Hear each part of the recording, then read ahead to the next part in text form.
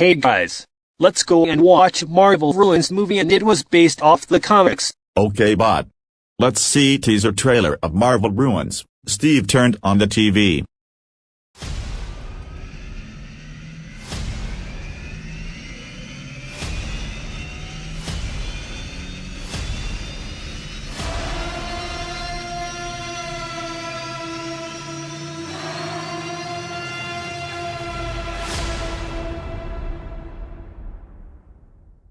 Guys, do we wanna see Marvel Ruins movie? Fine. But I'll invite Vash and Carl to watch with us, okay? Welcome to the Gacha movie theater, and what are you gonna watch? 6 tickets for us to see Marvel Ruins movie. Okay, hey, race your tickets. Vash, how long the movie will start at? Don't worry, Steve. Let's see trailers first, okay? Fine. But if there is another edgy comic crossover again, I'll never watch it.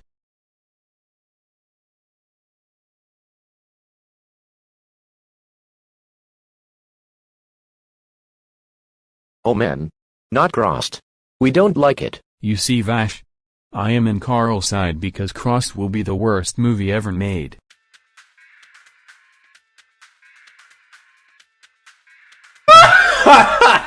After I am done killing you, Paul, I'll make Mary Jane as my wife. It's polling time.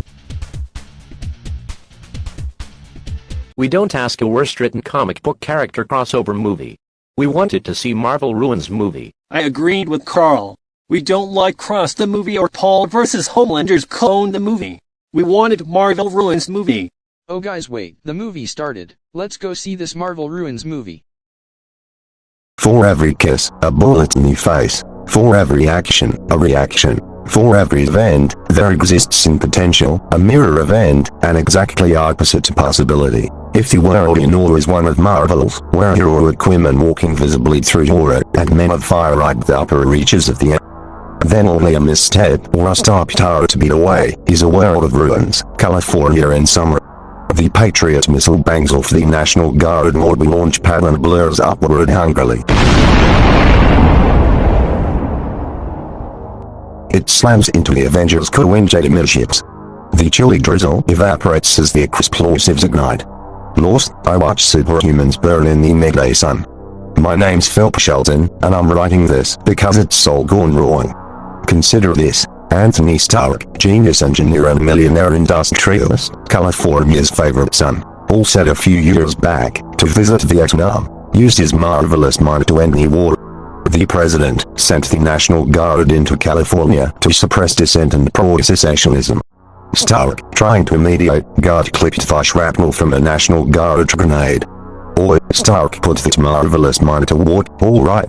He saved himself with his technology, became the man in the iron mask to the newspapers, and then he joined with the other Californian scientists, like him, and the gurus like Stephen Strange, to form the revolutionary Soviet Avengers. Yeah, the Avengers dead, let's celebrate our victory! They were revolutionary heroes out of the wildest eggs and dreams of French literature. Handsome genius wrapped in steel. A man the size of skyscrapers, a lovely woman with delicate wings, the coil, one Borman and all the others. But the Guard stayed, and secession from America became just another old idea. Was that the last co-winged? How many of them are still alive? It was all went wrong. We were on the cusp of an age of marvels, I know it, that's why I'm on the road.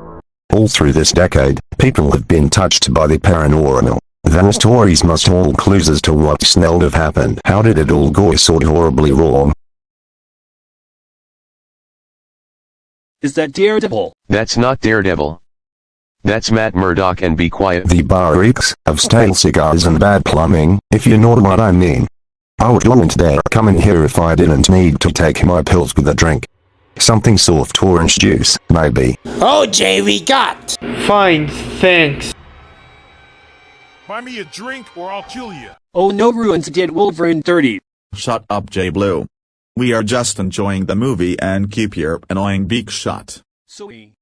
You don't wanna take any notice of little Canuck here. He's just cranky, ain't that old guy? got some kinda ghost bone disease.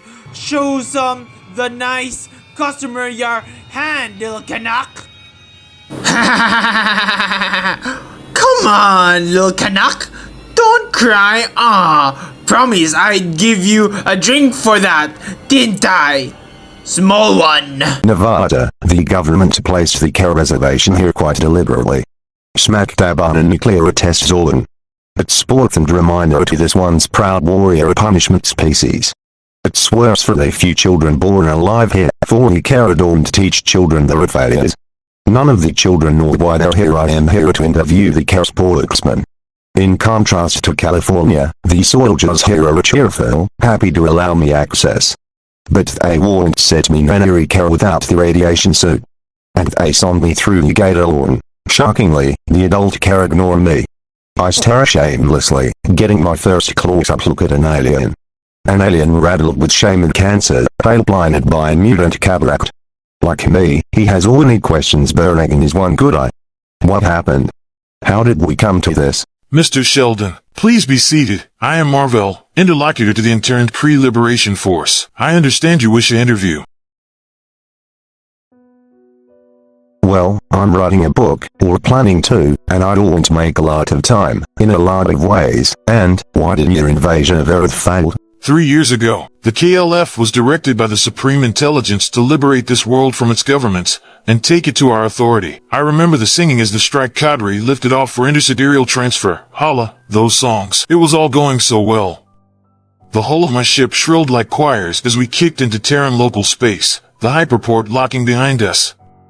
We'd swept around your moon, in the process of nailing down preliminary orbit, when we saw it. A silvered humanoid, quite dead, slowly twisting above the Earth. Perhaps it had gone mad, wanted to know again what it was like to breathe air. But it was sealed. Too late, we noticed the creature was giving off energy, some horribly potent cosmic power beyond our experience. It negated our cloaking arrays. In those precious minutes, we had been exposed to the stare of your world. You. All of you. Retarded little pink monkeys working in unison for the first time to kill. We had barely realized our visibility when your dirty nuclear projectiles detonated among us. Barely a tenth of us survived falling to your mercy in drop boxes. Your mercy. We were placed here, the site of your early nuclear experiments. Your species mad a sense of humor. We are denied our surviving medicines.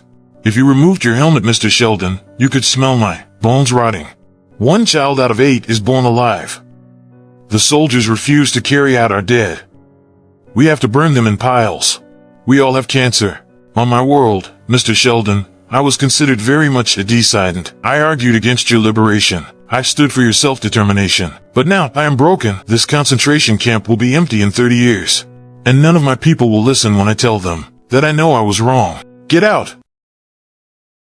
Washington, D.C. as it was, swallowed back up by its state now that the White House is gone. I hate this city.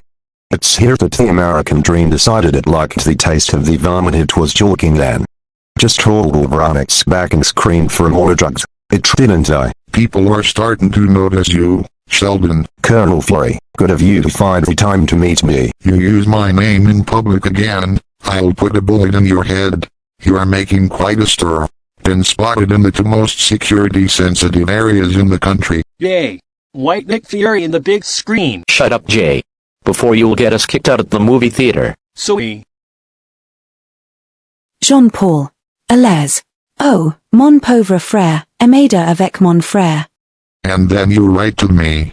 I tell you, if we didn't know you were dying, we'd have had you locked up in California. How did you know? Not much gets past the agency. Still don't know why you're wasting your twilight days on this cross-country thing, but how about this rain, huh?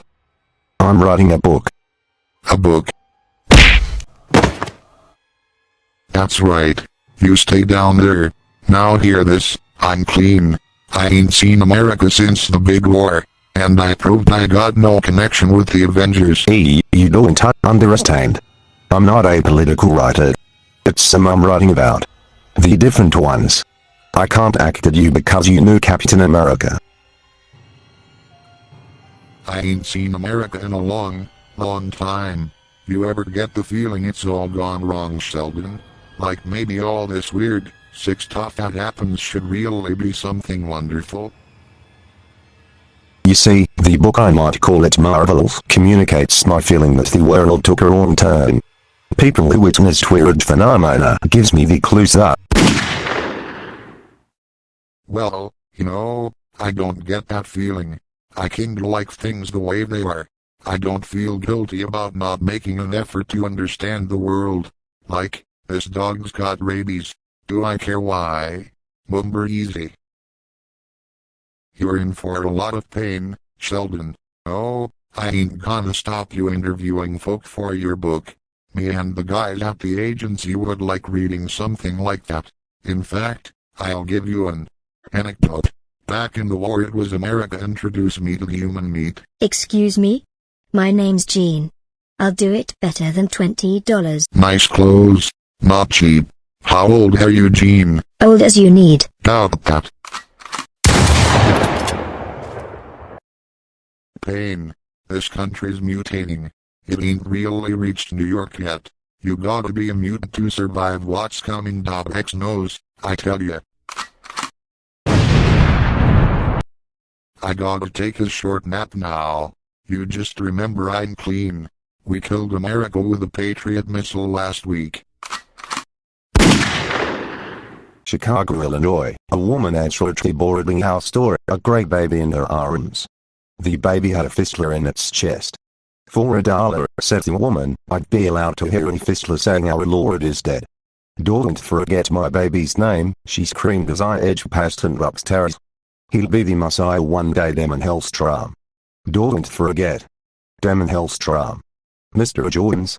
Are you in? Rick Jones is not here. Bug off. I'm Phil Shelton, from New York. You're to me. I'm Rick Jones. Get in. Come in, this here's my piece. Marlo, she's cool. Marlo, say hello to the man, you cheap slut. Piss off, spitbag. I'm gonna ignore that 'cause we got a guest, you scab. Don't make me put a hand to you. You wrote to me about something that happened in Arizona. Some kind of conspiracy. Yeah. I wrote you journalist guys. Want the story told before the CIA finally get me? Excuse me, got liquid morphine in my flask here, for the pain. Arizona, me with a meat full of Kerouac, on the road, huge patch of desert with nothing happening on it. Except remember seeing this big water tower, out there alone in the back end of nowhere, sat down with my gooter, made like Woody Guthrie under a skog tense, like before a thunderstorm. I remember I was just thinking about pasting a sign to my guitar, like Woody Guthrie did, is said this: machine kills fascists. Then I heard the bike this doctor in his white coat and everything was like ripping towards me. The guy was waving and screaming and shouting. All I could hear was test and trench. Well, I knew there was a trench. What did he think? I was gonna fall in. I was definitely gonna hit the guy. Some establishment Nazi come and tell me I couldn't sit there. Jeez. Then the water tower started to spark. Well, I was gonna punch the pus out of Goebbels here, except there was panic in his eyes. He screams to me it's a bomb, and I realized he's trying to save me, and I called him a Nazi, and all in all I could think of was that stupid sign on Woody Guthrie's guitar. This machine kills fascists. But it did not kill him, not really. It hurt to look at him. His skin went black and dry and cracked, and light shone out of him. Like all his meat was on fire, and he started to swell. And then the tumors broke him open. He just turned into a mass of this cancer, and Emmy was still alive. Man, I could see it. They keep him in a vault under a lake now. Codename Hulk, man. You ask the CIA, he was still alive, man, still alive. Bull. Why are you just a stupid junkie talking a bunch o' stupid junkie spit? You cheap slut, I warned you. I'm gonna break every bone in your cheap, smackhead face, you. It's a junkie's tale, I agree. But liquid morphine is not a junkie's drink. Liquid morphine is used to bed out the pain of cancer. There's no fear of death outside the place. I could do without an urban soundtrack, splintering boredom damp screams inside, upstairs. Stifled pops of gunfire over by the riverfront. Something howling like a wolf on a high roof and coughing like a man with lung damage. Snore used to leave things looking clean. Someone once told me Chicago snore has skin scrapings in it. I don't want to die. Death is so close, so loaded in my veins, and this is that I can almost taste it. The heaviest snore I've ever known. Death is everywhere. It's falling on us all. Let me find an answer before I go. Let me show them all how this happened. Please don't let me die in this place. Did you see that? Out there. Excuse me. Hello? Mrs. Dark, wasn't it?